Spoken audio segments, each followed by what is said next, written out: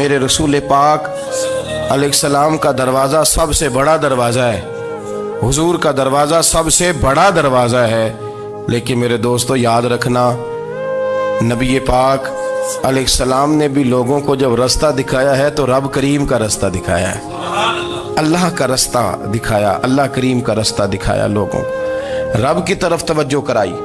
میرے رسول کریم سید عالم صلی اللہ تعالی علیہ وسلم نے لوگوں کی اللہ کی جانب توجہ کرائی اور لوگوں سے یہ کہا کہ وہ اپنے رب کریم کی جانب اپنا ذہن رکھیں، اپنی توجہ اپنے اللہ کی جانب مبذول کریں۔ میری بات کو اچھے طریقے سے سمجھیے گا، علم اللہ تبارک و تعالی عطا کرتا ہے تو اسے اللہ کی عطا ہی سمجھنا چاہیے۔ کچھ لوگوں کے پاس علم ہوتا ہے پر علم نافع نہیں ہوتا، وہ ٹامک ٹونجا مارتے رہتے ہیں ساری زندگی۔ علم کو اللہ کی عطا سمجھیں، اپنی عقل پر اپنے شعور پر زیادہ بھروسہ نہ سمجھیں، نظر اللہ پہ رکھیں۔ حضرت مولا علی شیر خدا کرم اللہ تعالی وجہہ الکریم سے کسی نے پوچھا تھا بڑا عالم کون ہوتا ہے؟ ہمارے ہاں تو اب وہ والے عالم پائے جاتے ہیں نا، اللہ ماشاءاللہ، جو ممبر پہ بیٹھتے ہیں تو دعوے ہی دعوے ہیں، ممبر پہ بیٹھتے ہیں تو دعوے ہی دعوے ہیں، اس طرح کے عالم ہمارے ہاں پائے جاتے ہیں۔ وہ ہر بات میں دعویٰ کرتے ہیں، میں یہ کر دوں گا، میں وہ کر دوں گا۔ یہ مزاج علماء کا نہیں۔ حضرت علی المرتضیٰ سے کسی نے پوچھا بڑا عالم کون ہوتا ہے؟ فرمایا بڑا عالم وہ ہوتا ہے کہ جسے مسئلے کا پتہ نہ ہو تو وہ کہہ دے مجھے نہیں پتا، میں پتہ کر کے بتاؤں گا، غلط بات بیان نہ کرے۔ امام مالک سے کسی نے کوئی مسئلہ پوچھا تو آپ فرمانے لگے مجھے اس سوال کا جواب نہیں آتا، ہمارے بزرگ سمجھاتے کیا ہیں؟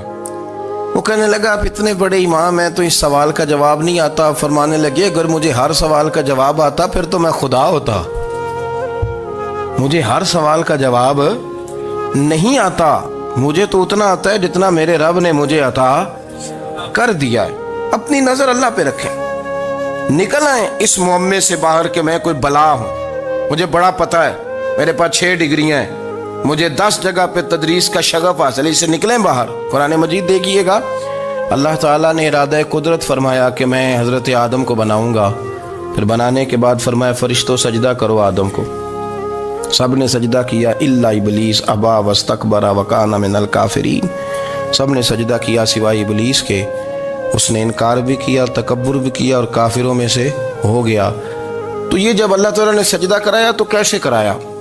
اللہ تبارک و تعالیٰ نے نا حضرت آدم کو علم سکھایا خود، وعلم آدم الاسماء کلہا، خود اللہ فرماتے ہیں کہ میں نے جناب آدم علیہ السلام کو تمام اشیاء کے نام سکھائے، سب اشیاء کے نام سکھائے۔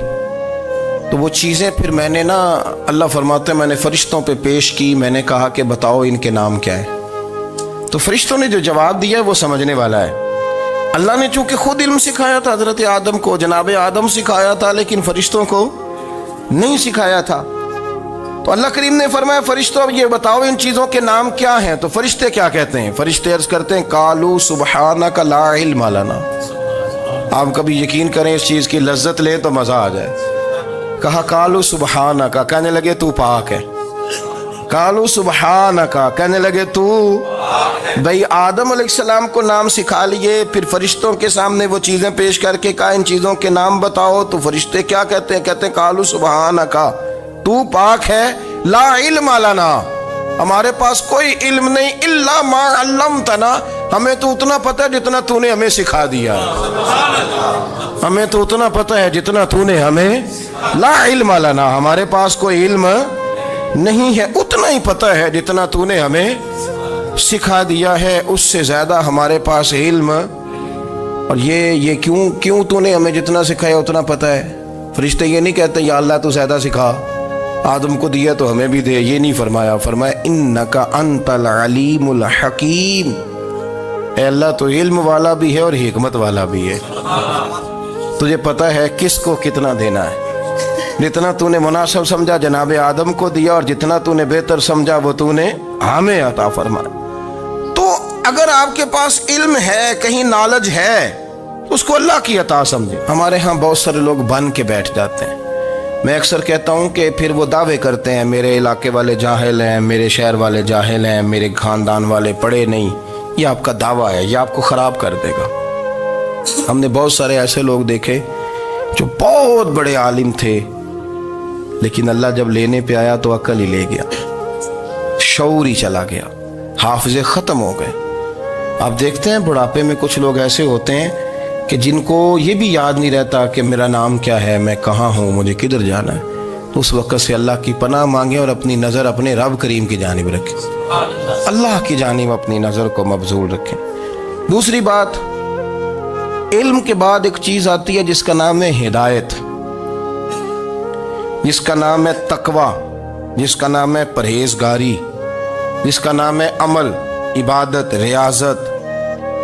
یہ بھی اسی وقت ہی نصیب ہوتی ہے جب میرا رب کریم نصیب فرما دیتا ہے۔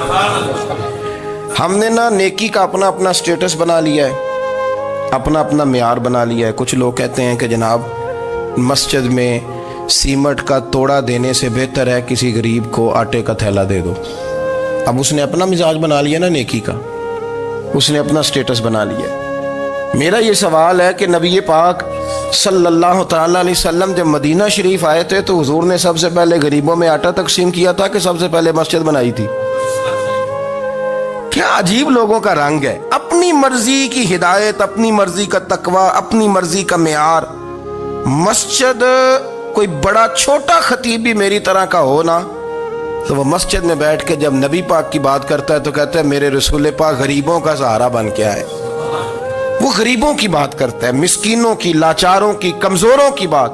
تو مسجد ہی تو وہ ادارہ ہے جہاں سے غریبوں کی بات ہو رہی۔ تو اب لوگوں نے غریب کو اور مسجد کو لڑانا شروع کر دیا، اس کو لڑاؤ کہ مسجد میں پیسے دینے سے بہتر ہے آپ غریب کو آٹے کا تھیلا دے دیں۔ آپ یہ کیوں نہیں کہتے کہ مسجد میں بھی آپ توڑا دیں ایک سیمٹ کا اور ساتھ غریب کو بھی خدمت کریں؟ یہ کیوں نہیں تقویٰ؟ اپنی اپنی مرضی کا مزاج، اپنی اپنی۔ کچھ لوگ کہتے ہیں چھوڑو جی، ساری زندگی انسان نماز پڑھتا رہے اور پھر گالیاں بھی دیتا رہے، بندہ داڑھی بھی رکھ لے اور جھوٹ بولنا بھی نہ چھوڑے۔ تو یہ آپ نے اپنے پاس سے تقوی کا معیار بنایا۔ گالی دینے کا گناہ ہے اور داڑھی رکھنے کا ثواب ہے۔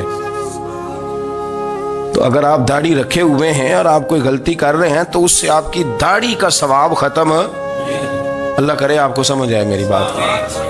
آپ کوئی غلطی کر رہے ہیں، داڑھی کا ثواب اس سے ختم، وہ اپنی جگہ پہ قائم ہے چیز۔ اپنی مرضی کا کیوں تقوی کا معیار بناتے ہیں؟ تقوی کا مزاج اپنی مرضی کا نہ بناؤ۔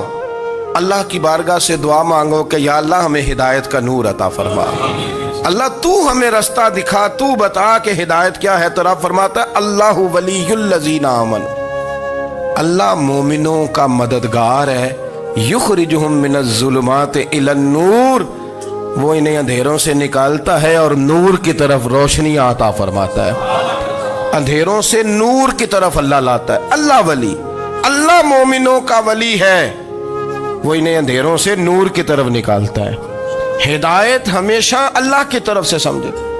جب وہ نماز کی توفیق دیتا ہے تو اپنے فضل سے دیتا ہے، جب وہ ذکر کی توفیق دیتا ہے تو اپنے فضل سے۔ ہم سمجھتے ہو جی فلانا نہیں پڑھ رہا بڑا بیوقوف ہے، فلانا نہیں پڑھ رہا، تو تم کیا اپنی عقل کے زور پہ پڑھ رہا ہے؟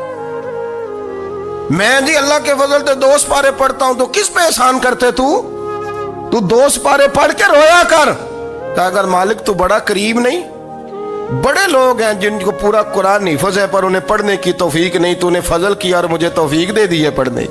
رویا کر، پڑھ کے رویا کر، راتی ساری کر کر زاری، وہ نیند اکھاں تھی توندے تے فجرے اوہی گناہگار کہاون سب تو نیوے ہوندے۔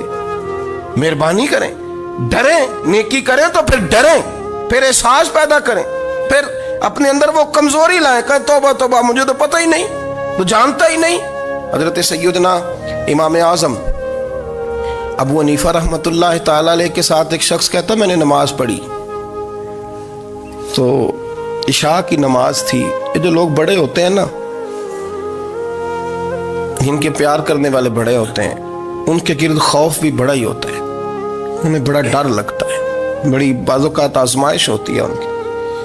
عشاء کی نماز کہتے پڑھی تو امام صاحب نے نا عشاء کی نماز میں تلاوت کی آیتیں فَمَن يَعْمَلْ مِثْقَالَ ذَرَّةٍ خَيْرًا يَرَهُ وَمَن يَعْمَلْ مِثْقَالَ ذَرَّةٍ شَرًّا يَرَهُ، فرمایا جو ذرہ برابر خیر کرے گا وہ بھی قیامت میں دیکھے گا، اور جو ذرہ برابر شر کرے گا وہ بھی قیامت میں اس شر کو دیکھے گا اس کے سامنے آئے گا. تو وہ شخص کہتا ہے کہ سارے لوگ نماز پڑھ کے چلے گئے تو امام صاحب رحمۃ اللہ علیہ نے اپنی داڑھی پکڑی رو رہے ہیں. کہتے ہیں وہ ذرہ برابر نیکی کا بدلہ دینے والے، وہ ذرہ برابر شر پہ سزا دینے والے میری سفید داڑھی کو دیکھ. مالک میرے ذرے ذرے سامنے نہ لانا، لوگ تو میری بڑی قدر کرتے ہیں دنیا، میں تو بڑا پہچانا جاتا ہوں، لوگ تو میری راہوں میں پھول لیے کھڑے ہوتے ہیں، مجھے بڑا نوازتے ہیں. قیامت میں رسوا نہ کر دینا، میرے لیے مشکل ہو جائے گی. وہ کہتے ہیں میں نے امام صاحب کا درد دیکھا، مجھے کوئی کام تھا تو میں چلا گیا. میں نے کہا کہ وہ اس وقت اللہ کے حضور حاضر ہیں تو میں دوبارہ آؤں گا. کہتے ہیں میں تہجد کا وقت آیا تو امام صاحب وہیں بیٹھے تھے اور ان کی داڑھی آنسوؤں سے بھری ہوئی تھی اور زور سے داڑھی پکڑی ہوئی. کہنے لگے مالک رسوا نہ کر دینا، قیامت میں رسوا نہ کر دینا. یار جو ہدایت یافتہ لوگ تھے وہ تو ڈرے ہوئے تھے، وہ تو سہمے ہوئے تھے، وہ تو کہتے تھے یہ اس کا فضل نہیں، اس نے بلا لیا، یہ اس کا کرم نہیں.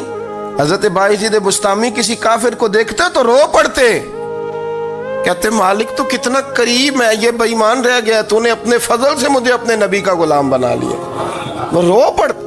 یہاں تو لوگوں کا دعویٰ ہی بڑا ہے. نمازی اللہ خیر فرمائے وہ تو دوسروں کو گھورتا ہے، وہ کہتا ہے جنت کا میں مالک ہوں، کنجیاں میرے پاس ہیں، میں کسی اور کو گھسنے نہیں دوں گا. اور اگر 2-3 حج کر لے تو پھر تو وہ کہتا ہے کہ اب میرے سے پوچھ کے لوگ جنت میں جائیں گے معاذ اللہ. اور اگر وہ 2 4 5 7 دفعہ کوئی نفل پڑھ لے تو پھر وہ کہتا ہے چھوڑیں جی سارے لوگ بے عمل ہیں، میں اکیلا نیک ہوں. نہ ایسا کریں، اپنی توجہ اپنے رب پہ رکھیں، اپنی توجہ اپنے معین الملت والدین، عطائے رسول، ہند الولی، غریب نواز، خواجہ معین الدین چشتی، حضرت خواجہ اجمیر، شاہ اجمیر، والی ہندوستان. آخری عمر میں نا سارا دن روتے گزر جاتا، ساری رات روتے گزر جاتے، ذرا سی کوئی بات کرتا تو رو پڑتے، آنکھیں آنسوں سے بھری رہتی. کئی دفعہ اپنے بھی پریشان ہو جاتے ہیں نا کہ یار تو ایک بات کی جان ہی نہیں چھوڑ رہا. تو خواجہ قطب الدین صاحب بختیار کاکی سے لوگوں نے کہا کہ آپ مرشد سے بات کریں، اتنا بھی تو نہیں نہ رونا چاہیے، ہر وقت اس کے آنسو کی کریے. عاشق دا کام ہی رونا تونا تے بنا رویوں نہیں منظوری. یہ عاشق سدا ہی روندا رہندا ہے، پاویں وصل ہوئے تے پاویں دوری. ہر وقت رونے کا کیا مطلب ہے؟ تو خواجہ قطب صاحب کہتے ہیں میں قریب گیا تو میں نے پیر دبائے، میں نے کہا سونیا لوگ تو کچھ بھی نہیں کرتے، تو نے تو کمال کر دیا، 90 لاکھ آدمی مسلمان کر دیا، دنیا کچھ نہیں کرتی، تو نے 50 سال ساری رات مصلے پہ بیٹھ کے رب راضی کیا. تو شہزادہ تھا، حضور کی اولاد تھا، لیکن معین الدین تیرا ایک پلاٹ بھی نہیں، تو نے طالب علم پالے، انہیں غریبوں کو دیا، انہیں نوازا، کوئی شے نہیں تیرے پاس، ہر چیز تو نے، ساری رات روتے ہو، سارا دن روتے ہو. تو خواجہ قطب الدین صاحب کہتے ہیں میں نے جب عرض کیا تو خواجہ صاحب مجھے گلے لگا لی، چیخ مار کے روئے، کہنے لگے قطب الدین پتر داڑھی سفید ہو گئی، جانے کا وقت آ گیا، جو تو نے نیکیاں گنوائی ہیں وہ ہیں صحیح میرے پاس، پر یار کی بارگاہ میں پیش کرنے کے قابل ایک بھی نہیں. تو بارگاہ تو دیکھ کتنی بڑی ہے، رسول کریم کی بارگاہ میں پیش کرنے کے قابل ان میں سے ایک بھی نہیں. تو آستانہ دیکھ کتنا بڑا ہے، کیا پیش کروں گا، کیا عرض کروں گا حضور کی بارگاہ میں، کس طرح. وہ یار جو بڑے تھے وہ تو ڈرے ہوئے تھے، سہمے ہوئے تھے، وہ تو بڑی آزمائش میں تھے، لیکن میرا اور آپ کا رٹا 2 نمازیں پڑھ کے 6 نمازوں کا دعویٰ کرنا اور لمبی چوڑی کہانیاں بنانا اور اپنے منہ سے اپنی تعریفیں کرنا، اس سے تھوڑا باہر آئیں. رزق بھی میرا اللہ ہی دیتا ہے، علم بھی اللہ دیتا ہے، رزق بھی. بڑے بڑے فقیروں کو مالدار ہوتے دیکھا، بڑے بڑے مالداروں کو فقیر ہوتے دیکھا، بڑے بڑے. میرے ایک بڑا سخی قسم کا سجن ہے، بڑا پیارا ہے، میں اسے سخی مانتا ہوں. میں نے اپنی پریشانیوں کے دنوں میں بھی اس شخص کو سخی دیکھا. ایک دن رات کو مجھے ٹیلی فون کر کے کہنے لگا کدھر ہو؟ میں نے کہا میں گھر ہوں. نہیں اکثر سفر میں ہوتے ہو نا؟ میں نے کہا طبیعت کیسی ہے؟ ٹھیک ہے، بس حال چال پوچھنا تھا. میں نے سمجھائی، میں نے کہا یار یہ کوئی مسئلہ ہے، ورنہ رات کے 2 بجے کوئی حال پوچھنے کو فون تو نہیں نہ کرتا. कोई मतलब ऐसा तो मसला नहीं ना। तो मैंने बैक कॉल की, मैंने कहा यार मेरी बात सुन, मसला क्या? कि नहीं कुछ नहीं दिल कर रहा था। मैं कहा मेरी गल सुन, रहे असी 4-5 साल कट्ठे, मैं तेन जानना, असल बात कर। कहने लगा मकान भी बड़ा है, सारा कुछ ठीक है, पर वो बड़ा ही बेनियाज है। कुछ हालात इस किस्म के आ गए हैं कि लोगों को बताऊं भी तो लोग मानने को तैयार नहीं। ज़्यादा नहीं, मुझे ना थोड़े से पैसों की ज़रूरत है, को 15-20 हज़ार अगर मिल जाएं, मेरी ज़रूरत। आप यकीन करें मैं रोता रहा सारी रात। मैंने कहा मेहरबाना तेरा किस तरह करांगे, इससे लेके ज़माना इस्तेमाल करता था, पर बेपरवाही वेख ना सज्जड़ दी, जिथे किसे दी पेश ना जावे, उन्हें ताजा वाले दर दर रोले ते मंगते तख्त बिठावे। सजना किसे नू कारा मिल दई, कोई काबे खाली आवे।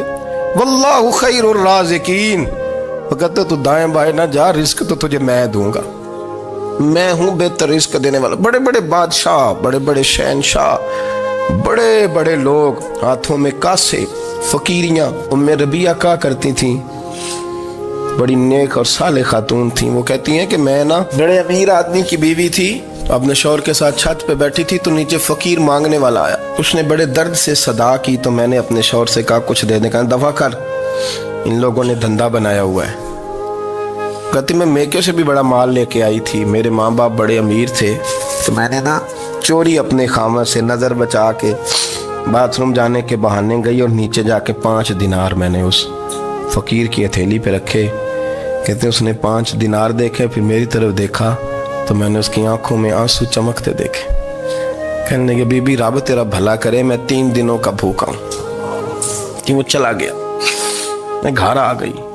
जब बाहर आई तो मेरा शौहर कहने लगा तू इतनी अब इतनी तू तेज हो गई है और तू इतनी खुद मुख्तार हो गई, मेरे बगैर पूछे माल खर्च करेगी, जा तुझे 3 तलाकें। कहती मैं बालदार और वज़ादार बाप की बेटी थी, तलाक लेके घर आई तो मेरा बाप टूट गया, चारपाई पे चला गया। ओहो ये क्या बन गया। कहती बड़ी तकलीफ रही।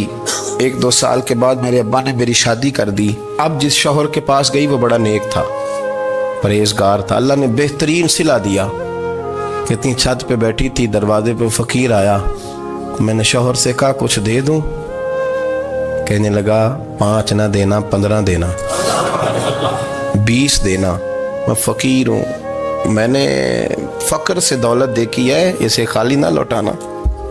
कहती है कि मैं नीचे गई और जब मैंने उसकी तरफ दिनार बढ़ाए तो मेरी चीख निकली, पैसे फेंक के मैं बेहोश होके गिरी। मेरा शौहर ने आके उठाया, अंदर ले गया, पानी मुंह पे छिड़का। कहने लगा तुझे क्या हुआ?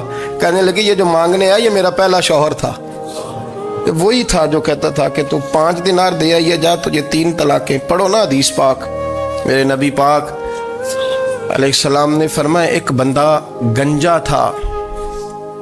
गंजा कोई तरतीब आगे पीछे हो जाए तो मफहूम के लिहाज से, लेकिन मैं मफहूम उसका वाज़े करता हूँ।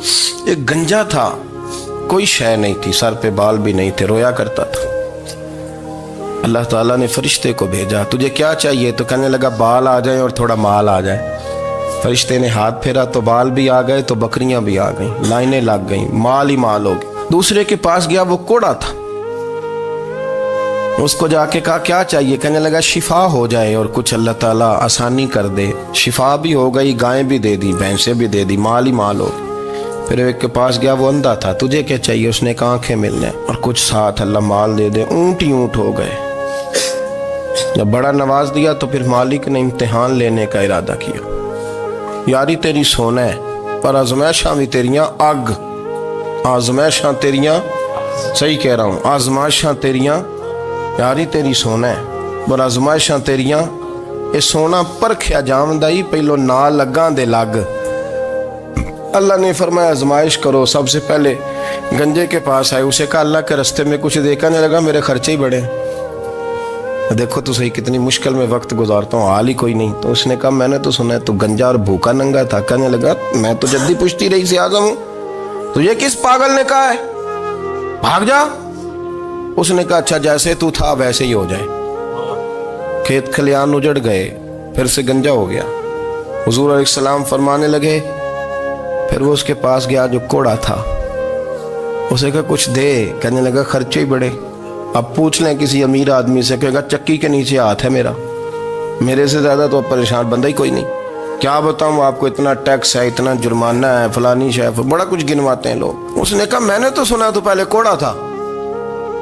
اس نے کہا جا دوڑ جا، میں تو رئیس اعظم ہوں، دادا بھی پردادا بھی اور ساری نسل ہی۔ اس نے کہا اچھا جیسے تو تھا ویسے ہی ہو جائے۔ پھر وہ گیا اندھے کے پاس اور جا کے کہا اللہ کے نام پہ کچھ دے۔ تو کہنے لگا رب کے نام پہ؟ یہ کھڑے ہیں اونٹ جتنے تیرے دل کرے لے دا۔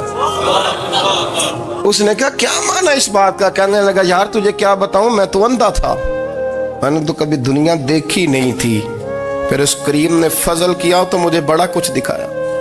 میں کیا بتاؤں، میرا دل کر رہا ہے کہہ دوں کہ پھر اس نے کعبہ دکھایا، پھر اس نے روضہ رسول دکھایا، پھر اس نے ریاض الجنہ کے سجدے دکھائے، پھر اس نے اپنے محبوب کے دروازے کی رونقیں دکھائیں۔ اس نے بڑا کچھ دیا، اس نے بڑا نوازا۔ میرے پاس تو شاید میں بدکار پرانا خادم، کسے در ملی نہ ٹوئی، ایت واصف یار نے نظر جو کی تھی پھر واصف ہی ہوئی۔ یہ تو اس کا کرم ہوا۔ تو یہ وہ کہنے لگا تو اللہ کے نام پہ جان مانگ، میں وہ بھی دینے کو تیار۔ میرے پاس تو شے کوئی نہیں تھی، مجھے تو اپنا پتہ ہے، میں تو کوئی شے نہیں تھا، کچھ نہیں تھا میرے پاس۔ یہ تو ان کا کرم ہے کہ رخ ان کا ادھر ہے، اور مختصر سی میری کہانی ہے، یہ جو بھی ہے ان کی مہربانی ہے۔ تو وہ کہنے لگا میں بھی کچھ لینے نہیں آیا تھا، تیری آزمائش ہی کرنے آیا تھا، تیری عزتیں بھی سلامت رہیں گی، تیرا مال بھی سلامت رہے گا، تیری شفا بھی۔ اپنی زندگی میں کبھی بھی اللہ کی بارگاہ سے توجہ ادھر ادھر نہ کریں، چھوڑیں لوگ کیا کر رہے ہیں، دنیا کیا کہہ رہی، کبھی بھی اپنی توجہ دائیں۔ ہمارا یہ مسئلہ بن گیا کہ ہماری سیاست ہے، ہماری دنیا داری ہے، ہم بندوں کو راضی کرنا چاہتے ہیں، ہم دیکھتے ہیں کون کس طرح، اور آپ یقین کریں آپ تھک جائیں گے، بندے راضی نہیں ہوں گے، وہ نہیں راضی ہوتے۔ آپ ان کو منا کے لائیں گے تو ادھر والے نکل جائیں گے، ادھر کو منائیں گے تو ادھر والے نکل جائیں گے۔ اس چکر سے باہر آئیں، اس رب کو راضی کریں جو فرماتا ہے ان الذین آمنوا وعملوا الصالحات سیجعل لهم الرحمن ودا۔ فرمایا تو ایمان لانے کے بعد نیک عمل کر، میں لوگوں کے دلوں میں تیری محبت پیدا کر دوں گا۔ رحمان لوگوں کے دلوں میں محبت ڈال دے گا، اللہ لوگوں کے دلوں میں۔ اپنی نظر ہمیشہ اپنے رب پہ رکھیں، اتنی لمبی چوڑی دنیا داروں سے امیدیں نہ وابستہ کریں۔ میں نے دیکھا ہے لوگ کاسا لیسی کرتے ہیں، کبھی اس کے دروازے پہ کبھی اس کے دروازے پہ۔ ان چکروں سے باہر آئیں اور اپنے رب کی بارگاہ کی طرف توجہ کریں، استغفار شوق سے پڑھا کریں، اور اکیلے میں نہ، اکیلے میں۔ حضرت رئیس المتکلمین مولانا نقی علی خان صاحب رحمۃ اللہ نے لکھا ہے کہ فرعون 500 سال حکومت کر گیا، یہاں تو 5 سال کی حکومت کی پیر لڑکھڑاتے ہیں، 500 سال۔ فرماتے اصل وجہ یہ تھی کہ دنیا جب سو جاتی تھی نا تو اوپر چادر لے کے تو مصلے پہ بیٹھ جاتا تھا اور ہاتھ باندھ کے کہتا تھا رب تو ہی ہے، میرا پردہ نہ کھولنا، مالک تو ہی ہے، کرم نوازی کرنا، میری پکڑ نہ کرنا۔ وہ بے ایمان ہو کے اگر 500 سال ہاتھ باندھے تو گزارا کر لیتا ہے، تو ایماندار ہے۔ پر مسئلہ یہ ہے کہ تو رات کو بکل مار کے ہاتھ نہیں نہ باندھتا، تو منت نہیں کرتا، تو استغفار نہیں کرتا۔ توبہ کریں تو بچے رہیں۔ وہ اتنی لمبی حکومت کر گیا چونکہ رات کو کہتا تھا مالک رب تو ہی ہے، لیکن مہربانی فرما، میری پکڑ نہ فرمایا تو اللہ نے تو اس کو مہلت دے دی۔